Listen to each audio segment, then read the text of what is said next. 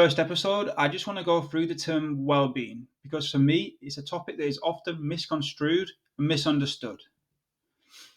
So, what I want you to think about is what comes to your mind when you think of the term mental health or well-being or anything of the kind.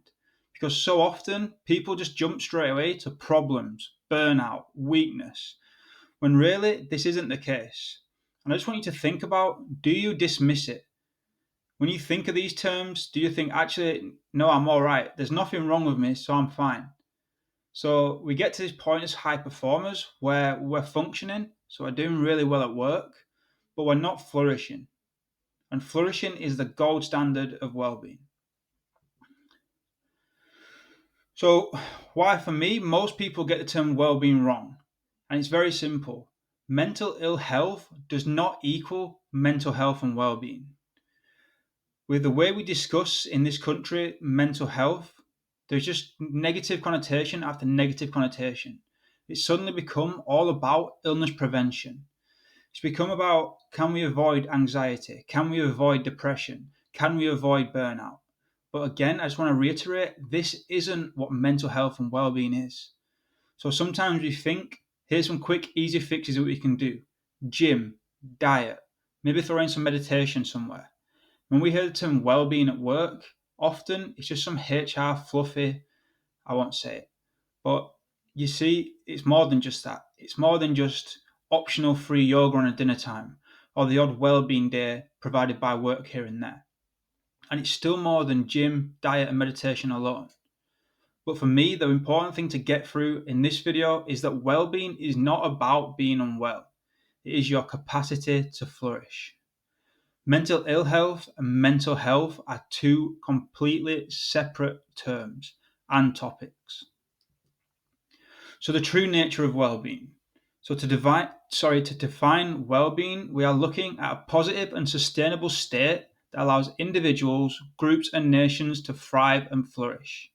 This means that at the level of individual, well-being refers to the psychological, physical, and social states that are all distinctly positive. And on the next slide, I just want to go through is the PERMA model. So PERMA stands for positive emotion, engagement, relationships, meaning, and achievement. And this is key to develop true well-being and to help you on your journey to flourish. So going through the PERMA model in a touch more detail. So first of all, we've got positive emotion, and this is literally just the hedonic feelings that we think of: happiness, pleasure, doing things that we enjoy. Engagement. This is intrinsic, so it's how we feel inside. And often it's retrospective because so often when we're in this state of being completely absorbed by a task or a cause, we get into a flow state. So at the time, we probably don't even realize how much we enjoyed and how much benefit something that we've done and something that we've been absorbed by has had for us. So often, like I said, this is a retrospective thing. Relationships. Now, when we talk about relationships, of course, here we talk about positive relationships. There are so many studies, and you probably know yourself the benefit of having positive relationships within your life and how that helps and impacts your well-being on a positive note. But one study I just wanted to touch on was done in 2009. Now, there's a 15% more chance of being happy simply if you're around a happy person. And that is it. Nothing more to the study. But if you surround yourself with positive people, you're more likely to be positive yourself. So this is one term and one area of the kind of PERMA model that cannot be understated. Meaning. So when we talk about meaning, we're talking about having some kind of significance in life, having a purpose, leading a meaningful life, doing things that really matter to you. Think in this area about your values and kind of what really drives you. And these things that drive you, they're providing you with meaning. So you need to do more of them. And then finally, accomplishment. This can also be achievement. But this is about reaching a level of mastery, efficacy, where these things just become natural to you. An accomplishment is very, very individual. So what might be accomplishment and achievement to one person may not be to the other. But the important thing to note here, if you feel like you've accomplished something, then that is all that matters. So I just wanted to bring in one more little bit of this area about the true nature of well-being. So well-being for me, we need to view it as like an ecosystem. So holistic well-being has 8 interdependent dimensions. It isn't just one single habit or one single dimension, such as like I mentioned before. It isn't just solely going to the gym or solely focusing on your diet or just incorporating some form of meditation into your daily routine. We need to look at it like that ecosystem. So you can't just plant one tree and call it a forest. And this is exactly the same for when we're looking at our own well-being.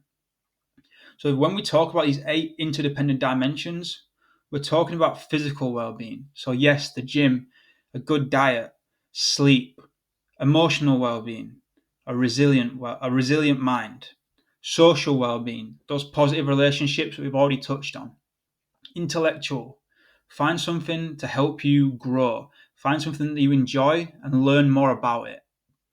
Occupational, so your career. Do you live towards your values? Does your career reflect that? Environmental. This isn't just some form of like recycling or anything like that. This is about the environment that you are in day to day. So again, this might link to your work. It might link to your social groups. It might link to the area that you live in. Does that have a positive influence on your well-being? Spiritual. Now, often when we talk about spiritual well-being, we just jump straight away to must be religious, but that's not the case. So for me, spiritual is about just an understanding that we are part of something greater. So it might be, again, linking to environmental, an appreciation of some countryside that's nearby to you. It can be as simple as that. It's just an appreciation that we are a part of something much greater than ourselves. And then the final dimension is just financial. So again, there's studies that I will go through and teach you within this series and within different episodes. But financial well-being, in essence, is exactly what it says on the tin. How well are your finances? So for me, when we talk about why, as high performers, do we miss this and why are we vulnerable to misunderstanding well-being, there's a few key points that I'll just kind of go over.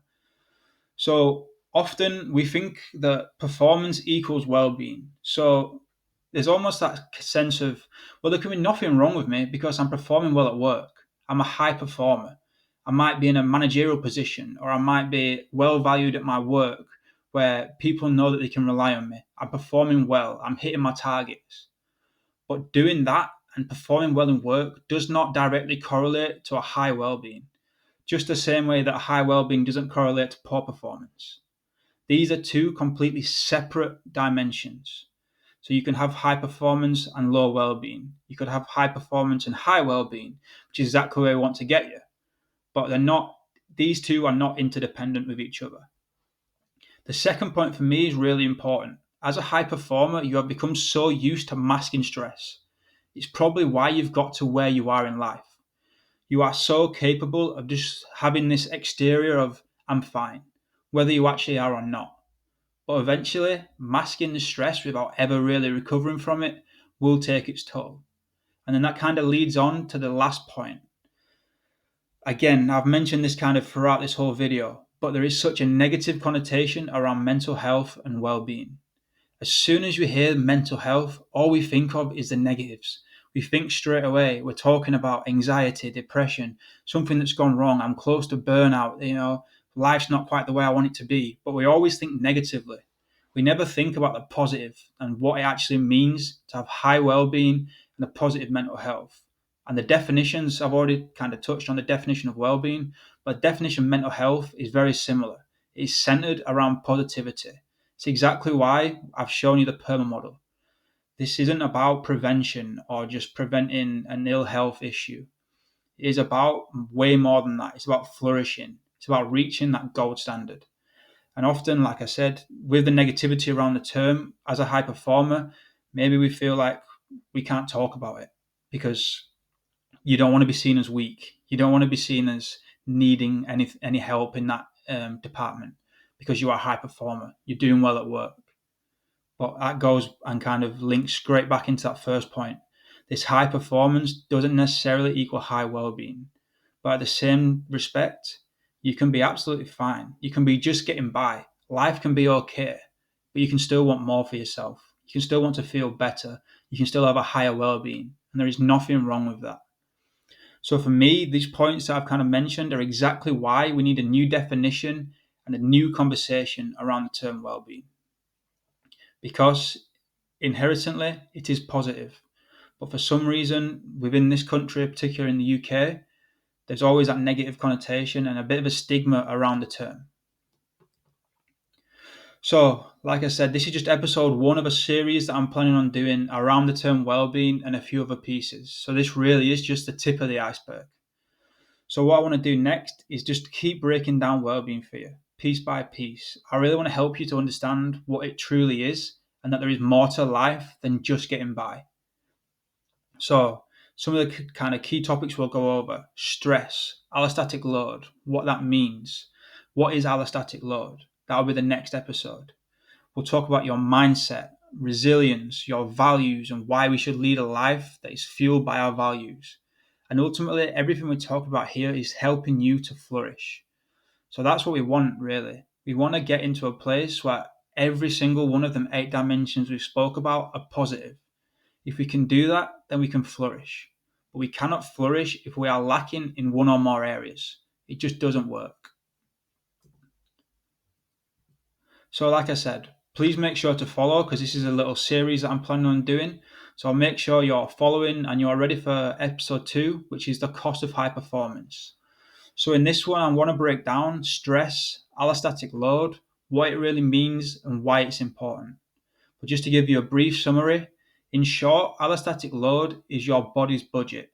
How much stress can you cope with and adapt to? Now, for me, the reason why I've titled it the cost of high performance, there are so many studies that show that a higher allostatic load have so many risks and links to poor health outcomes. So again, it's not just a preventative thing, it's a proactive thing. And we'll go over this within the series and within the next few episodes. But this is your introduction to what well-being truly is. There is more to life than just getting by. There is more to life than just being okay. And I'm going to show you exactly that throughout these next few episodes. Thank you for watching, and I'll see you in the next one.